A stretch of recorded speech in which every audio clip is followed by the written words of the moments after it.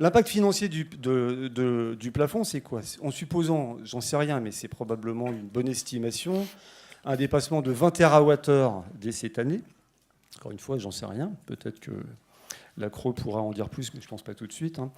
Vous multipliez 20 TWh par 20 euros du mégawattheure de décalage entre le prix de l'Arenh minoré de la capacité et le prix de marché. Ça vous fait 400 millions d'euros. Mais ça, c'est que la partie émergée de l'iceberg, parce qu'il ne vous échappe pas que les tarifs réglementés, donc, qui concernent beaucoup de consommateurs, qui représentent 160 TWh aujourd'hui, sont également construits par addition du prix de l'Arenh et prennent également en compte ce plafonnement. Donc, vous rajoutez à peu près, j'ai fait un calcul de coin de table, 400 millions qu'on va payer nous. Parce que comme on va payer 400 millions en tant que consommateur professionnel, on va aussi payer 400 millions de plus en tant que consommateur particulier. Donc, l'impact pour nous en 2019, c'est parti pour être 800 millions d'euros. En 2020, avec l'extrapolation qu'on peut faire, on parle d'1,2 milliard à 1,5 milliard d'euros.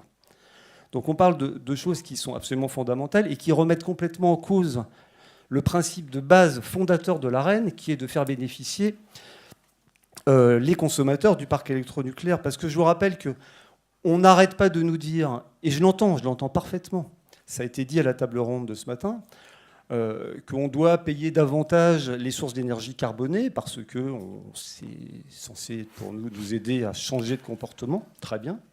Donc on subit une hausse importante de la TICGN, de la TICPE. Très bien. Peut-être un petit peu rapide.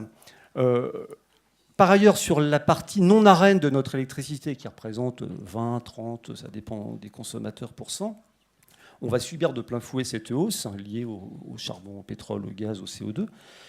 Et en quel honneur devrait-on payer devrait-on supporter une augmentation de notre prix d'électricité sur la part qui, justement, n'est pas émettrice de CO2 ? Ou en tout cas marginalement émettrice de CO2. C'est-à-dire que là, on nous propose une triple peine, et on nous propose d'être pénalisé parce que le CO2 et les énergies fossiles augmentent sur notre électricité d'origine nucléaire. Je trouve qu'il y a là une véritable spoliation des consommateurs. C'est absolument scandaleux.